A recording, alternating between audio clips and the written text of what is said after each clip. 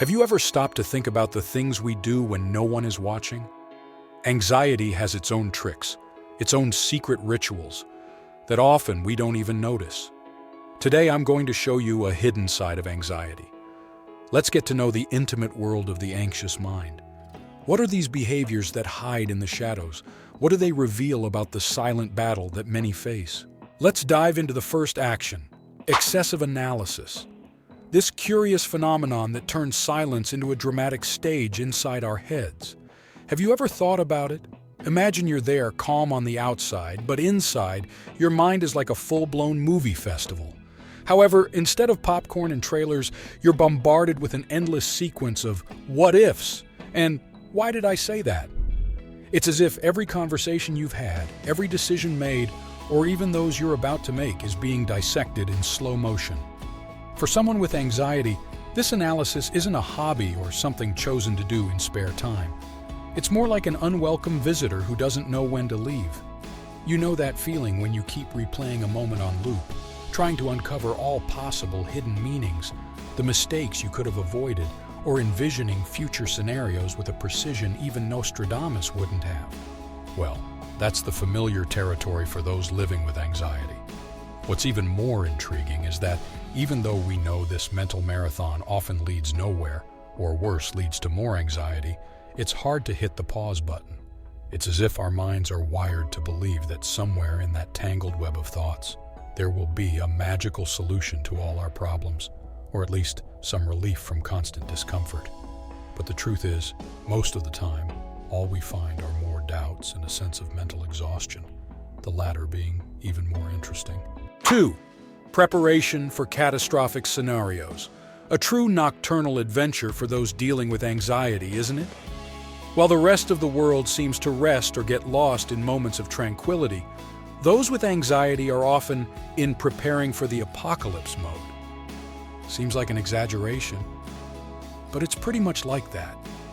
Just imagine, once, in the dead of night, lying in bed, and my mind decided it was the perfect moment to simulate all possible catastrophes, from the most mundane to those worthy of a Hollywood movie. In this mental scenario, there are no limits to creativity. A simple commitment can turn into the trigger for World War III, or, who knows, an unprecedented natural disaster. And thus begins the secret ritual of devising action plans so detailed that they would make any general feel like an amateur. From escape strategies to communication and survival plans, everything is meticulously thought out. The curious thing about all of this is that deep down, it's known that many of these scenarios are as improbable as winning the lottery. But therein lies the cunning of anxiety. It convinces you that by preparing for the worst, you're somehow controlling the uncontrollable. It's a constant internal battle where the prize is this superficial sense of security, a brief sigh of relief for feeling armed to the teeth against life's surprises. However, this mental exercise, despite seeming useful, often serves only to fuel more anxiety, in a kind of vicious cycle that drains energy and steals peace of mind. It's an irony. In trying to shield oneself against all possible disasters, one ends up living in a constant state of alert, forgetting to enjoy the simple joys of the present. But that's the nature of anxiety, always ready for the next battle, even if it never comes. Let's move on to the third and most common. If you suffer from anxiety, you'll know what I'm talking about. 3. Comfort rituals. You know those little rituals we do almost without realizing, but deep down, they're essential to maintaining our sanity? Well, for those living day-to-day with anxiety always lurking, these rituals take on tremendous importance. It's not just a matter of habit or preference. It's a strategy for emotional survival. It could be something as simple as organizing your work desk in a specific way, repeating certain phrases that bring you inner peace, or dedicating yourself to a hobby that makes time fly and quiets the mind. To outsiders, these activities may seem trivial, a small detail in the grand scheme of life. But for those facing anxiety, these rituals are cornerstone in constructing a mental refuge. They offer a moment of escape, a chance to take a deep breath and feel, even if just for a moment, that everything is under control. Don't underestimate the power of organizing a drawer, painting, cooking, or any other activity that, at first glance, seems like just a pastime. For many, these moments are true islands of serenity in an ocean of uncertainties. They are practices that, though simple, bring an enormous sense of normalcy and inner peace. And in this context, every small victory counts. Every moment of calm is a treasure. Thus, these rituals are not just ways to pass the time. They are powerful tools of self-care and reconnecting with peace of mind. The next one caused me a lot of fear until I understood what it was about. 4. Negative self-talk. They're like an unwelcome companion who decides to show up just when you're seeking solitude. Picture this. You're there in your room trying to find a moment of peace, and out of nowhere, your mind starts a theater of monologues worthy of a Greek tragedy. What if I'm not good enough? What if everything goes wrong? These are questions that begin to multiply like rabbits, one after the other, without giving any respite. This tendency towards self-criticism and constant doubt is a striking characteristic for those dealing with anxiety. It's as if within us, there's a strict judge, always ready to point out our flaws, highlight our insecurities, and question our worth. And the most complicated part is that, in these moments, it seems like there's only one voice in the conversation, the one insisting on bringing us down. These internal conversations aren't just any internal dialogue. They have the power to shape how we see ourselves and how we interact with the world around us. When the scale tilts so much towards the negative side, our self-esteem begins to suffer, and this can affect us in very profound ways. We start to feel smaller, to question our own worth, and often to avoid situations for fear of confirming these negative thoughts. The challenge, then, is to learn to balance this internal conversation, to introduce questioning and positive affirmations that can counterbalance the tendency towards negativity.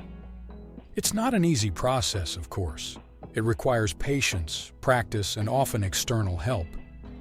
But understanding that these internal voices aren't absolute truths, that they're just passing thoughts, is already a big step.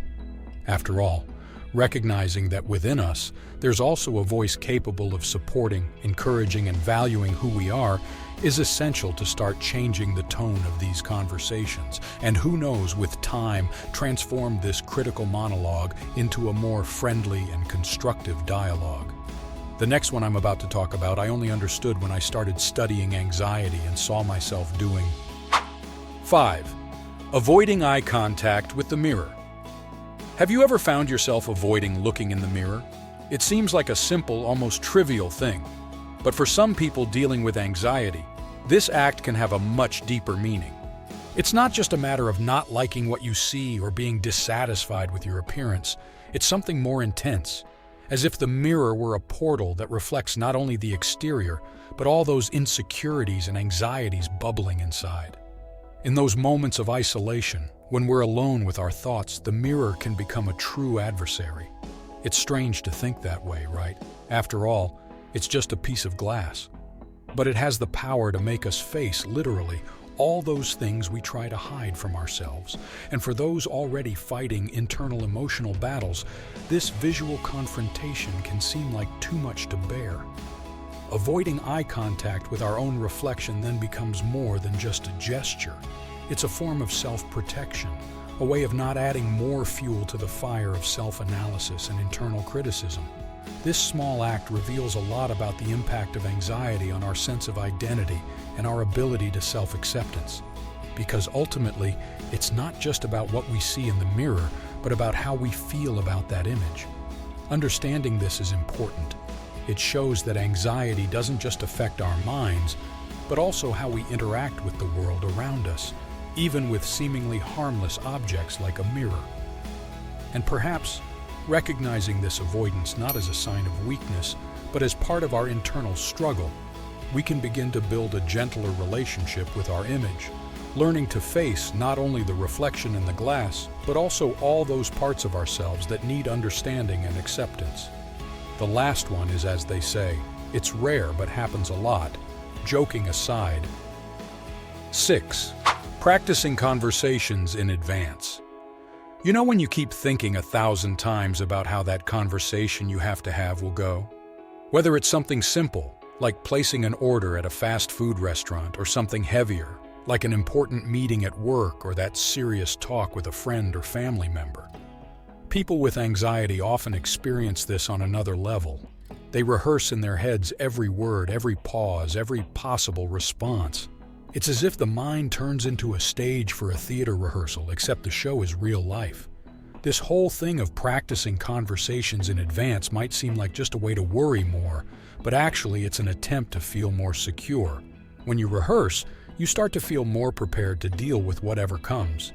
It's like each rehearsal diminishes a little bit of the roller coaster of emotions that can come with talking about something important or facing an unknown situation. But sometimes the real conversation doesn't follow the script we imagined, and that's okay.